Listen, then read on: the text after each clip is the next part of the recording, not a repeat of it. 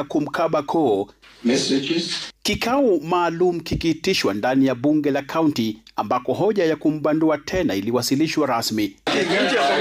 Hoja hiyo ulikuwa wa pekee katika orodha ya shughuli za bunge hilo Jumatatu. I wish to give notice of motion for removal of Honorable Amos Kimombi Nyaribo, the Governor of Nyamira County, from office by way of impeachment on the following grounds.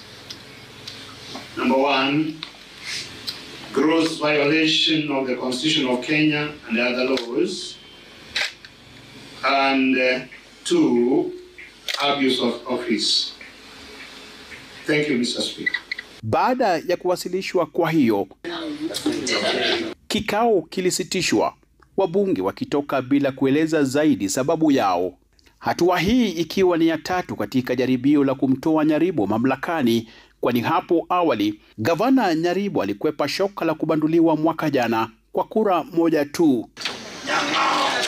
Kabla ya hapo pia aliwahi kuponea shoka la bunge la kaunti. Haya yanajiri takriban majuma mawili tu baada ya tume ya kupambana na ufisadi nchini EACC kufanya msako ofisini na nyumbani kwa gavana huyo na kuwatia mbaroni maafisa 4 wa kaunti ya Nyamira kuhusiana na madai ya ufisadi kwenye kandarasi ya takriban shilingi milioni 382.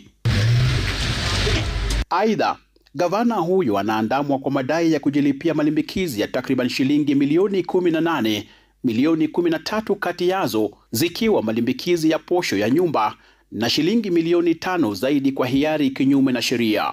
Kwa sasa macho yote yanaelekezwa tena bunge la Nyamira kuona endapo shoka litamwangukia Nyaribo kwa mara nyingine. Crispin Otieno, runinga ya Citizen.